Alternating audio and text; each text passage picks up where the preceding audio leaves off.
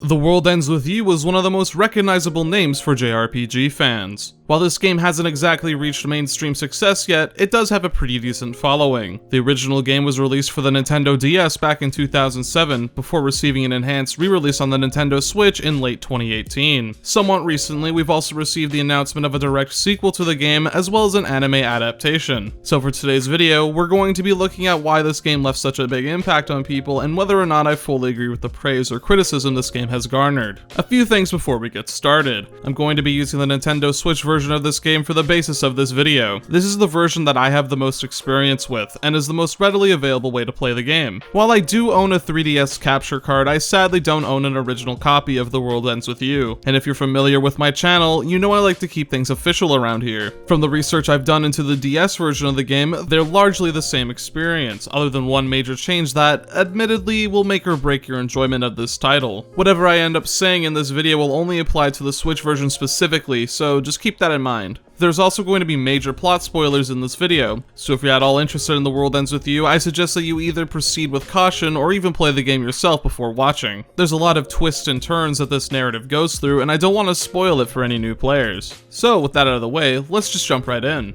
The main protagonist for this story is Neku Sakuraba, a 15-year-old boy who has a very bleak outlook on the world. Neku is very introverted and has a disdain for social interaction. By his own admission, Neku doesn't understand people, and mostly just wants to keep to himself, blocking out the world with his headphones. This all changes, however, one day when Neku awakes in Shibuya Crossing and discovers that no one around him can see or hear him. Before he can get any answers, he receives a text message from a mysterious group known as the Reapers, saying that he has to reach the 104 building in an hour. Failure to do so will result in erasure. A timer appears on his hand and slowly begins to count down. Neku has entered what is known as the Reapers game. It's revealed early on that everyone participating in the Reapers game is someone who recently passed away, but by playing through the game and surviving for 1 week, the survivors will be granted a second chance at life. People participating are known as players, and are given these black pins in order to assist them in the game. In order to enter the Reapers game, the player must give up whatever is dearest to them. If the player fails, then not only will they be erased from reality, but their entry fee will also be destroyed. In Neku's case, his memories were his entry fee, meaning that Neku has no idea how or when he died. The Reapers game isn't going to be a walk in the park, as there's these mysterious creatures known as Noise that attack the players in order to erase them. A player can't fight Noise on their own. Only by forming a pact with another player and teaming up are they able to defeat Noise. Neku learns this the hard way when he's attacked by Noise. Thankfully, a girl named Shiki Misaki arrives and is able to convince Neku to form a pact with her. While Neku doesn't want anything to do with Shiki or the Reapers game, he's going to have to participate in order to survive. This is the basic setup to the plot of The World Ends With You. While on the surface it may seem like a standard story with a conclusion in plain sight, there's far more to the plot of this game than what's first established.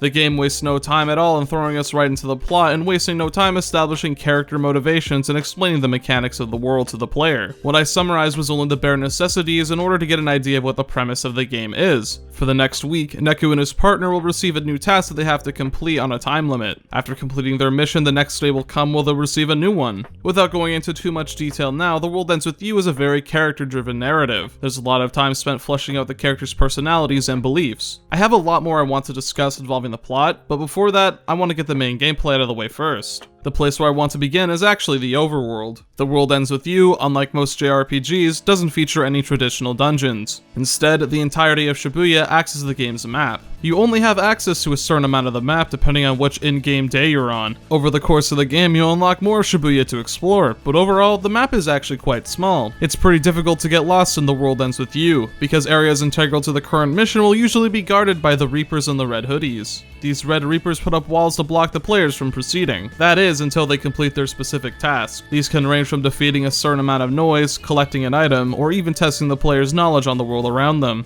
The Reaper roadblocks aren't the main focus of the game and are mostly used to make sure the player has grasped how to use certain mechanics. I never found these particularly difficult, and other than one exception, they never quite got on my nerves. But if I'm going to give an example of the worst the system has to offer real quick, about halfway through the game there's a chapter that features multiple Reapers walls of varying challenges. If you know the prerequisites to open the wall beforehand, you can easily just blaze through them without much effort. But if it's your first playthrough, then be prepared to do a somewhat tedious back and forth. The Reaper review sections in particular can get very annoying because you have to answer all 3 questions correctly. Get one wrong, then you fail the test. It's just in this one chapter where I feel they went a bit overboard with how many Reaper walls you need to clear out. For the rest of the game, they're used in moderation to not distract from the main missions that you're trying to clear. A core mechanic to The World Ends With You is the ability to read the minds of people in Shibuya. This can be done by pressing the player pin at the bottom right of the screen. While this can be used to get an insight into the lives of the people of Shibuya, the main use for this feature is to imprint thoughts onto the people. Since Neku and the others are invisible to the living, they have a more unique way of getting what they want out of others. By imprinting memes into people's thoughts, the player can essentially convince them to do something without having to talk to them. Yeah, you heard me right, memes. But anyways, imprinting ideas is a concept that's used quite a few times throughout the game, though this is a limited power for the characters since they can only imprint ideas relating to their current mission. To use an early game example, Neku and Shiki need to find a way to restore power in the A East building so they can defeat a noise inside. They do this by getting the keyword for the items needed and imprinting the idea into someone that can help out. This is honestly a very cool idea that's used a few times throughout the game. It's also directly tied into the story and is a major plot element later in the game, but in terms of how it's used in the game design, it's fairly straightforward. The most unique aspect of The World Ends With You is its core combat mechanics. These mechanics actually do differ between playing the game on the DS versus on the Switch. As a reminder, I have yet to play the original DS version of this game, so everything that I'm about to say only applies to Final Remix. In order to fight noise, you need to equip pins to Neku. These pins act as your attacks in battles and they run off of a cooldown system. In order to do an attack, you need to do the motion corresponding with that pin. This can range from tapping, swiping, dragging, holding, and many more. You can only use a pin's attack so many times in battle before it enters a recharge phase. The time it takes for a pin to reboot varies depending on how powerful the attack is. You start off with a measly 2 pin slots before upgrading to 4 slots, and eventually all the way up to 6 slots to play around with. Neku's partners can also join in to provide assistance. Think of them as a pin that's permanently equipped. There are a total of 3 partners Neku has access to throughout the game, those being Shiki, Joshua, and Beat. Shiki is activated when tapping an enemy. She sends her stuffed cat after noise that you targeted for combo attack. Joshua is activated when swiping downward. His main gimmick is that he drops objects on enemies that scale in size, going from something as small as a signpost all the way up to entire vehicles to crush his enemies. And finally, Beat is activated by dragging an empty space. He rides a skateboard onto the battlefield that you control. By having him run into enemies, Beat will begin a combo attack. You need to make sure to keep dragging Beat into enemies to get the most use out of him. The main goal of the combat system is balancing Neku's attack with his current partners. By attacking the same enemy at the same time, you start to fill up your sync meter. When your sync is at 100%, you can perform a screen-wide attack that can be powered up through a quick minigame. This is the basic idea of the combat system. While it may sound simple on paper, there's a lot of depth and customization that can be found. Pins are your main bread and butter, and can be used to drastically alter your strategies in combat. Pins can range from being projectile attacks, melee combos, and even more creative ones such as psychokinesis and the ability to summon ice pillars. You're heavily encouraged to experiment with your deck of pins in order to find out which ones have the most synergy with not only each other, but also your partner. At the start of the game, my deck would consist of mostly attacks that would activate when tapping an enemy. This is the same input as activating Shiki's partner ability, meaning that I was easily able to combo Neku's attacks with hers to fill up the sync gauge quickly along with maximizing damage. This same rule applied when I had Joshua and Beat as my partners. I would build my pin deck around their abilities in order to maximize their effectiveness, even if that meant I would have to get used to certain attacks that I was hesitant on using at first.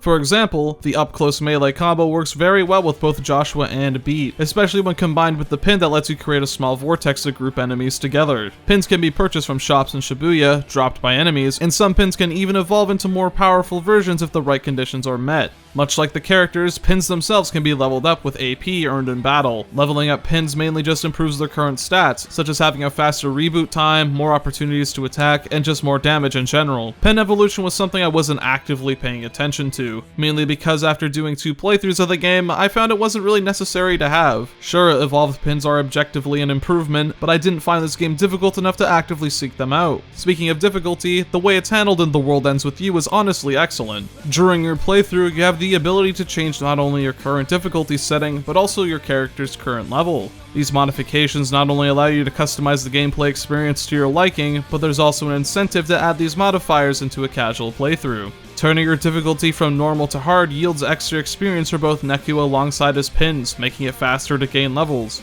Playing on hard mode also increases the drop rate of pins, which can be further increased by lowering your current level. I love this idea. It encourages the player to master the game's mechanics so that when they're ready to give themselves handicaps, they'll be rewarded for doing so. There are exclusive items that you can only earn while playing on the higher difficulties, and if you want a better chance at those items dropping, then you'll need to lower your level to do so. For me personally, I was almost always playing with a lowered player level unless it was for a boss fight. You're able to earn a lot of money, which you can use to spend on even more pins and items that can help you in the future. Plus, if you're just in the mood to be challenged, then you can drop your levels and increase the difficulty whenever. Something else that's very interesting about The World Ends With You is its focus on not only fashion, but the idea of trends that constantly change. Both the pins and the equipment you use are actually classified through brands. There are 13 brands in the game that are in constant battle for popularity. The power of your pins will be affected depending on where the brand ranks in the current district. If the brand is in the top 3, then there will be an increase in power, the strongest buff going to the top ranked brand for double power. If the brand is in last place in terms of popularity, then the pin will only be at half power. Brand popularity will actually be manipulated depending on which pins you're using and the clothes that you're wearing. For the most part, you don't need to be constantly using the top rated brands, but it's something that you should consider at points. Whenever you pause the game, you can see which brands are currently in the lead and which ones at the bottom. There are a few points in the game where you have to raise the popularity of certain brands in order to proceed, but it's not something that you should be actively concerned about.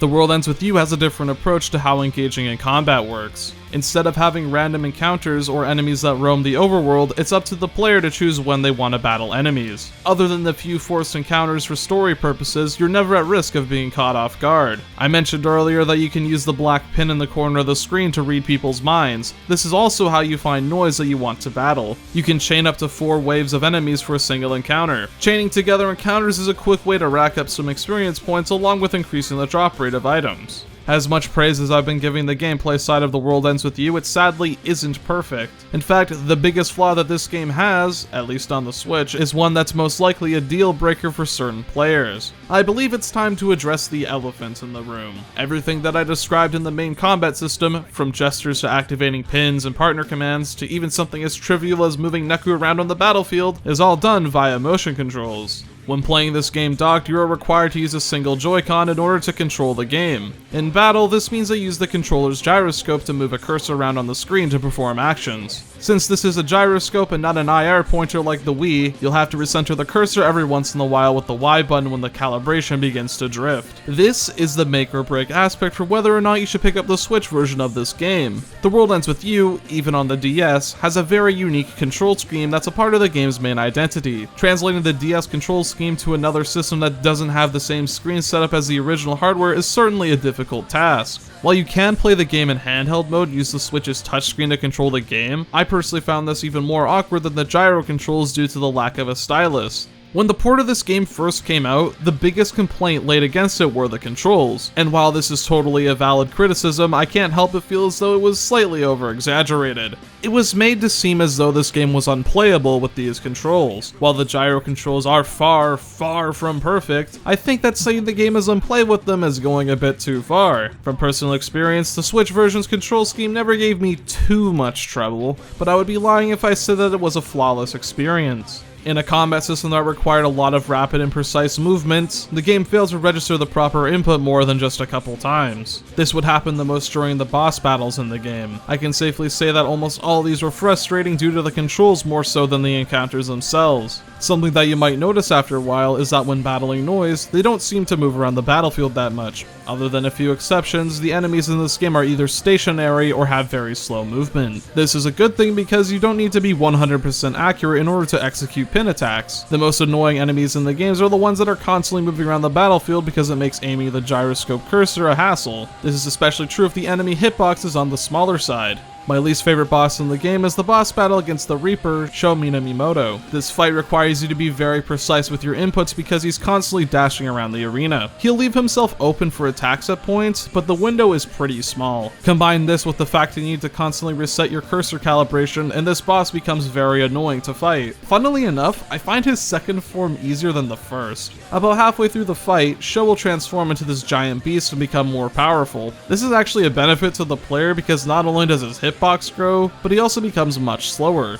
I don't find the actual boss fight hard. The real challenge comes from the limitations of the controls, which is something that I can't excuse. While I haven't played the DS version of The World Ends With You, I don't need to in order to say that this game is far more fitting to play with an actual stylus. Not only do you have a smaller screen real estate to work with, but you also have the benefit of the precision that a stylus provides. From what I've seen of that version of the game, it also has its own unique quirks that you need to abide by. But the main difference is that for the DS version, the challenge comes from learning how to balance your attention between two screens and not the finicky controls. With that being said, I believe I should clarify that despite the somewhat unreliable controls, I still had a good time with this version of the game. Sure, I ran into a few snags here and there, more so than I probably should have, but I'm the type of person that's willing to meet the developers halfway. If a game has unconventional controls or odd mechanics, I'm willing to learn and adapt to them, but that doesn't mean I can excuse when and where they can go wrong. In the case of The World Ends With You, you might be better off avoiding this version of the game unless you're willing to put in the extra effort with the gyroscope. The DS version is generally considered to be the better version of this game, and even though I haven't played that version, I think that you should pick it up given the chance. When it comes to the gameplay discussion, that's all I really wanted to cover, though before I move on to the story, I want to quickly talk about The World Ends With You's presentation. This is one damn good looking and sounding game. I'm no professional when it comes to discussing the techniques and details about music and artwork, but I can explain when I like or dislike something. The World Ends With You has what I consider to be one of the best art directions in any video game, only rivaled by that dreaded P word. The character artwork features very sharp edges and thick outlines which are complemented by pitch black shadows. Fashion is a huge part of the game's identity, and I think that Tetsuya Nomura really knocks it out of the park with these character designs. Even someone as simple looking as Joshua radiates style. The soundtrack to this game is also fantastic. It dips into multiple genres and has a surprising amount of variety. Final Remix does a great job at rearranging the original soundtrack in my opinion, but the option to play the DS compositions also exists. Some of my personal favorite tracks are Someday, Game Over, Calling, Run Away, and of course the main theme of the game, Twister. There's a decent selection of battle themes here as well, so there's no fear of repetition. Cutscenes are presented in a fairly simplistic way. Usually they consist of characters talking back and forth to each other through comic book text bubbles. There are a few scenes that have a bit more to them with the inclusion of animated cutscenes, but it's mostly done in the former way. I personally don't mind the presentation for this because the artwork used is gorgeous, and this is far more of a compliment to the script, but the dialogue is very snappy. Speaking of which, I believe it's time that I cover what the rest of the story is about. If what you've seen so far has interested you, then this is your last chance to click off the video to avoid major spoilers. The World Ends With You has a very heavy focus on its ongoing narrative, and I don't want to be the one to rob you of potential plot revelations. With that out of the way, let's go into a little bit more detail about what's going on here. While the setup of this game may imply that the main goal for our characters is to survive until the end of the week to win the Reaper's game, things turn out to be much more complicated than that. Due to certain rules with the Reaper's game, Neku ends up having to participate more than just a single week. The story actually lasts for a total of 3 in-game weeks, all of which features different partners that Neku needs to team up with. The cast for The World Ends With You is actually a lot smaller than most RPGs. There are 4 main party members in the game along with a few recurring side characters, most of them belonging to the Reapers. Not every character gets an equal amount of screen time, so I don't find it necessary to go into great detail about all of them. The characters I do want to focus on are Neku and the 3 partners he teams up with throughout the game. This doesn't mean that I think the side characters are bad by any means. I actually find all of them to be pretty entertaining in their own rights, but the main story is clearly focused on the players, less so the Reapers. First up to bat is Shiki, Neku's partner for the first week of the Reaper's game. On the surface, she's a very easygoing and optimistic girl that has an interest in fashion design and becoming a seamstress. Shiki's personality works very well as a foil to Neku. She's a very sweet and caring person who's very quickly able to make friends with the other players. Contrast this with the cold and antisocial Neku, who wants nothing to do with people and is against the idea of opening up to others. This personality that Shiki outputs is actually far from her true feelings. It's revealed on the 6th day of the first week that Shiki isn't actually the person who she says she is. The upbeat and snarky personality is just a front she uses in order to hide her inferiority and jealousy of her best friend Iri. Before Shiki died, she spent most of her time with her friend and they bonded over their shared love of fashion. Iri was very good at designing clothes and Shiki was the one who was able to bring those designs to life. Eventually, Shiki became very insecure of herself when she began to put her friend on a metaphorical pedestal. She saw Iri as someone that she aspired to be. In Shiki's own words, Iri was smart, pretty, popular, all the qualities that Shiki believed she lacked herself. A deep self-loathing manifested from Shiki's tendency to compare herself to Eri. Shiki explained that after her death, she awoke in the Reaper's game with the appearance matching that of her best friends. Shiki was ecstatic to finally become the person that she looked up to the most, but eventually realized that this isn't what she truly wanted for herself. It's never explicitly stated as to why her entry fee ended up being her appearance, but through my personal interpretation, I believe that Shiki never wanted to become Eri in a literal sense. In Shiki's mind, she saw Eri as the type of person that she needed to strive to be, but that doesn't mean that Shiki had no attachment to her current identity. Even if she didn't like herself, she didn't want to become anyone else, only find a way to improve her current self. Her physical body was used as her entry fee. This could represent her individuality being something precious to her, but it's thanks to Neku's encouragement in hearing the true thoughts of Eri that Shiki is able to at least know that people still do value her for who she is now. While her jealousy is something that she needs to work on in the future, hearing that Eri did care about her and saw her as an equal did boost her self-confidence. While she may still have some self-esteem issues, she's at least regained her will to win the Reaper's game. I enjoy Shiki's character. There are many people that can relate to feeling inferior to their peers. I find the banter she has with Neku entertaining, and I like that he's the first person to tell Shiki that she's appreciated for who she is now. Before this, it seemed Neku hated being around Shiki and found her constant push to be friends annoying, so Shiki hearing these words from the most unlikely person most certainly had an effect on her. Joshua is introduced during the second week and is a bit of an oddball. He's a smart kid that has plenty of knowledge of the Reaper's game, though most of the time, he's very arrogant and condescending. Much like Neku, Joshua has the same deep-rooted disdain for people. In a way, the two can relate to each other because of their worldviews, though Joshua comes off far more antagonistic about it. Joshua is also a very unpredictable person with his own ulterior motives. He's far less interested in directly participating in the Reaper's game, preferring to leave the main mission up to the other players. But what makes Joshua far different from the other players is the fact that he's actually alive and is looking to take down the person in charge of the whole Reaper's game operation, known as the Composer. To keep things concise, Joshua is the only person that's able to see players in the real world. This resulted in him in feeling inherently isolated from others because no one would believe his stories. Though, thanks to a loophole he discovered in the rules, Joshua is able to enter the Reaper's game despite being alive. His main reason as to why he wants to take down the Composer is currently unknown, and is very evasive with his answers. Joshua is a character that likes to surround himself in mystery, and even though he's one of Neku's partners, he acts as an antagonist for him. Joshua enjoys the situation that he's in and is willing to tease Neku with the truth of what's really going on around him. This, of course, causes Neku to distrust Joshua and even begins to resent him, but the nail in the coffin is that Joshua has some sort of involvement with Neku's death. Unlike the other players, Neku is actually able to scan Joshua's thoughts, and over the course of their week together, Neku believes that Joshua is the one who killed him. This obviously begins to cause discourse between the two because Joshua isn't giving a clear answer, leaving it to Neku to decide whether or not he should be trusted. This happens a lot with the events surrounding Joshua, and is the main reason as to why I find him such an interesting character. He's inherently untrustworthy and keeps the player guessing where his true alignment lies. What are Joshua's motives? Why does he know about the Reaper's game despite being alive? Why is he actively willing to participate in the game? You may think that he's an antagonist because of the visions we saw where he shot Neku, but that isn't exactly the full extent of what happened that day. It's eventually revealed that Joshua didn't kill Neku, but it was actually the Reaper show Minamimoto. This turns all preconceptions Neku had about Joshua being a murderer on their head. It was Neku who was the one who failed to trust his partner in this situation, when that's something that he thought he learned with Shiki. Joshua even ends up sacrificing his life for Neku by taking the full force of Sho's attack for him. Joshua is probably my favorite character in the game because he's so complex. You can never guess what he's going to do next, and that's part of the reason as to why I find him so entertaining. The final party member is Beat. He's a character that Neku and Shiki meet during the first couple days of the Reaper's game. When we're first introduced to Beat, he's partnered up with a younger girl named Rhyme. This partnership doesn't last very long because Rhyme is tragically erased protecting Beat. This event actually motivates him into joining the Reapers when given the chance. Over the course of the story, he attacks Neku and Joshua during their missions, but eventually ends up defecting from the Reapers in order to pay back Neku for returning Rhyme's pendant to him. Beat's relationship with Rhyme is far more tragic than what's shown at the start of the game. While not stated right away, it's eventually revealed that Rhyme is actually Beat's younger sister. The two of them passed away when Beat tried to save her from getting hit by a car. There's even a point where Neku and Beat come across a memorial dedicated to the memory of the two kids. This visibly makes Beat uncomfortable, which contrasts his usual abrasive personality.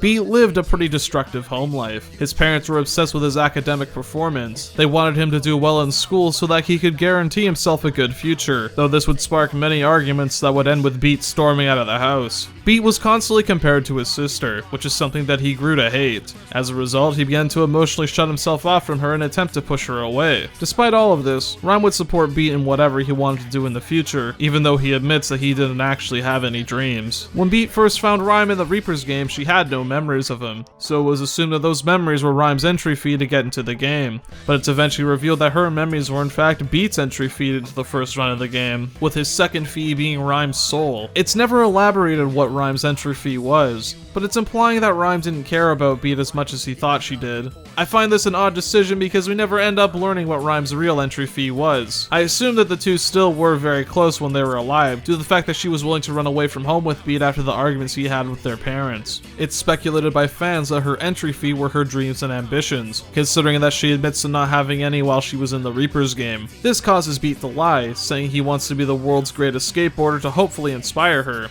It's a pretty plausible theory, but I think that Rhyme's entry fee isn't that important to the overall narrative. Beat's entry fee being Rhyme's memories actually says a lot about his character. While he did try to distance himself from his sister, deep down, Rhyme's encouragement and support really meant a lot to him. Beat's the classic, tough on the outside, soft on the inside type of character that's been done before, but it's his relationship with Rhyme and the lengths that he's willing to go through that makes his character compelling. Beat's the kind of person who puts family above all else. He's willing to go through trials and suffering just so that he's able to make sure they're safe. His ultimate goal by the end of the game is to take down the composer so that he can fulfill the role, not so that he can have control over Shibuya, but so that he can bring Rhyme back to life. Something interesting about Beat is that he's the only party member that's an active force throughout the game. He's introduced not too long after the start and ends up making appearances until he joins Neku's team during the last week of the game. While he may not always be relevant to what's going on in the story, Beat does get the most screen time out of every partner. Not that this makes him inherently better than Shiki or Joshua, but it's just something I thought was worth mentioning. I wanted to save Neku for last because he gets the most amount of screen time and development out of all the characters in the game, which is appropriate because the main plot and themes for this game revolve around Neku and his changing perspective on the world. To give a refresher really quick, at the start of the game, Neku is very antisocial and hates the idea of letting people into his life. In his point of view, people do nothing but chain others down. His worldview is affirmed when Rhyme is erased early on in the game. He comes off as cold and uncaring about what happened, laying the blame on teaming up with a partner to begin with rather than finding any real solution. In Neku's mind, Rhyme trusting Beat was what led to her erasure. Of course, Shiki doesn't agree with this at all and calls him out for his horrible mindset, but Neku doesn't care about what she has to say. Unfortunately for Neku, he has to learn how to work together with his partner if he wants to survive the Reaper's game. He can't do everything on his own, and one of the lessons he learns throughout the game is trusting his partners. Early on in the game, Neku was given the opportunity to get out of the underground early if he did a mission for the Reapers. He accepts their proposal without really thinking about it and is shocked to learn that the mission is to erase Shiki. If he doesn't kill her, then he himself will end up being erased. The Reapers even go as far as saying that Shiki was a spy for them to give him extra motivation to do so. Despite Shiki telling Neku that they're lying to him, he almost goes through it anyways since he only trusts himself. Thankfully, he's stopped by the producer of the Reapers game, Mr. Hanakoma. I haven't mentioned this character yet, but he's essentially the rule enforcer of the Reapers game. He also gives guidance and assistance to Neku throughout the story. It's because of Mr. Hanakoma's advice that Neku slowly starts to make changes to himself. At first, Neku puts in the bare minimum effort when it comes to interacting with his partners. Shiki, for example, is someone who he only tolerated because Mr. Hanakoma said so, but he eventually learns that there's far more to trusting someone than just putting up with them. What really helped was Neku hearing Shiki open up about her insecurities, making him realize that deep down, he did care about her company and was able to console her. The two begin to develop a legitimate friendship while they spend their time together, so much so that when Neku was forced to go through the Reaper's game for a second time, Shiki ends up being his entry fee. What makes Neku an interesting character to me is that they managed to strike the perfect balance of being intentionally flawed, yet at no point did I feel as though he was a terrible person. Writing unlikable characters is very tricky to do because you run the risk of making their flaws their entire personality, or making their eventual development feel forced. Something that I appreciate about Neku is that even though he managed to become friends with Shiki, his problems don't disappear after this. He begins to fall back into old habits during the second week because he failed to trust Joshua. It's understandable because Neku believes that he was murdered by him, but Neku doesn't really make the effort to talk to him about it. He instead falls back into treating Joshua as the villain. So when it's revealed that Joshua didn't kill Neku and he ends up sacrificing himself to save him, Neku feels guilt. He understands where he went wrong, and is regretful that he never had the opportunity to apologize for what happened. Neku's character arc reaches a climax at the end of the game, but in order to explain why, I need to give some context. During the third and final week of the Reapers game, these red pins have swept the city of Shibuya. They look very similar to the player pins, but their purpose is far different.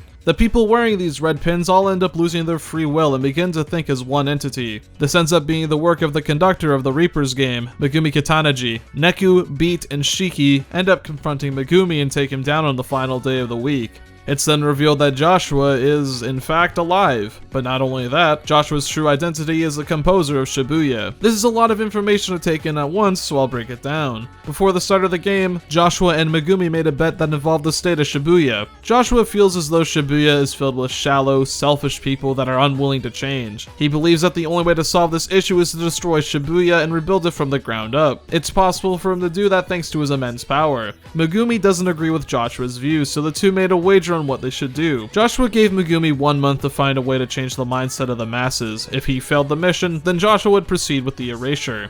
Megumi's plan was to brainwash everyone in the city so that he himself could guide everyone in the path that he believed was correct. To express his ideals, he compares what he's doing to a symphony. Everyone in Shibuya is an instrument that needs a conductor to guide them down the right path. But Joshua rigged this game so that he would eventually win. It's revealed that Joshua was in fact the person that killed Neku and entered him in the Reapers game as a proxy. Joshua chose Neku because he believed that he personified everything wrong with Shibuya. Joshua even went as far as entering the game himself to make sure that Neku would come out on top. Since Neku and his partners managed to stop Megumi's plans, that means he's free to erase Shibuya for a fresh start. Neku was tricked into helping Joshua fulfill his plans, but because of his cooperation, Joshua gives him an ultimatum. Joshua has one last game that he and Neku can play for the fate of Shibuya. He hands Neku a revolver and says that if he's able to kill him before Joshua can kill Neku, then Neku will become the new composer. The two boys ready themselves, but Neku is unable to bring himself to kill his old partner. This gives Joshua the opportunity to shoot Neku, leaving the fate of Shibuya up to the composer.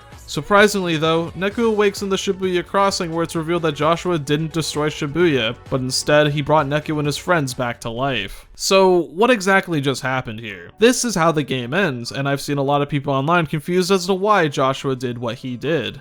If he hated the way Shibuya was and orchestrated this entire game to justify erasing it, why didn't he just do it after his duel with Neku? The answer is actually pretty simple. He saw that Neku was able to change himself. Neku's main character arc is learning that the world is only as big or as small as he allows it to be. It's his choice as to whether or not he will allow his own worldview to stay narrow. Only by allowing others to enter his life is he able to expand that view. This development happens throughout the entire game. Neku's able to realize that he can expand his world through other people's values, and that to really enjoy life, he has to open up to others. The final duel between Joshua and Neku is the best example of how Neku changed over the course of the story. He went from someone who was contemplating killing his own partner for his own benefit to showing that he has faith in them. Neku acknowledges that Joshua put him through hell over the past few weeks and that he probably can't forgive him for that, but despite all of that, he still trusts that Joshua will do the right thing if he lets him win. This goes against Joshua's preconceived view of the world. If the candidate that he personally selected as the worst person in Shibuya can change, then there's the possibility that he had the wrong idea. He awards Neku and his friends with a second chance at life because they were able to grow and change as people. The ending of the game sees all the previous players meet up with each other for the first time alive, while Joshua and Mr. Hanakoma watch from the distance. After the credits, we see Neku remove his headphones, symbolizing that he'll no longer block out the rest of the world and is willing to embrace others. And that's all for The World Ends With You. I left out a lot of specifics just so we wouldn't be here all day, but the story is actually very solid. These are very believable and fleshed out characters, the only exception being Rhyme, because she lacked a lot of screen time and was mostly used to develop Beat. I feel that's worth mentioning because a lot of her character is mostly told to us through Beat, rather than explicitly being shown.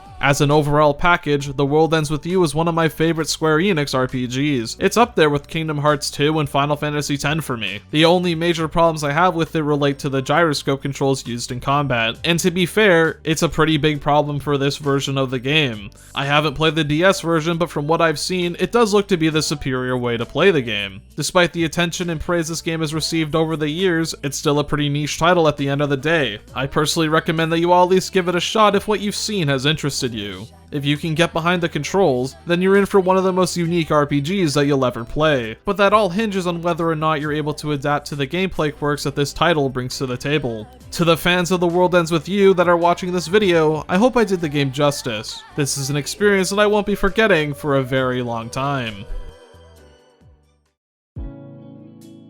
Hey everyone, thanks for watching! I'd like to give a special shout out to all of my patrons, whose names are on screen now. It's thanks to these very generous supporters that I'm able to get videos out as fast as I do now. If you would like to support my channel and receive some special perks, such as early video access and a special Discord role, please click the link in the description. The next video is going to be on the first Persona Q game. I currently have all the footage recorded, so the wait won't be that long. If you want to get updates on that project, feel free to follow my Twitter or join my Discord. Those links will be in the description as well. Once again, thank you so much for watching, and take care!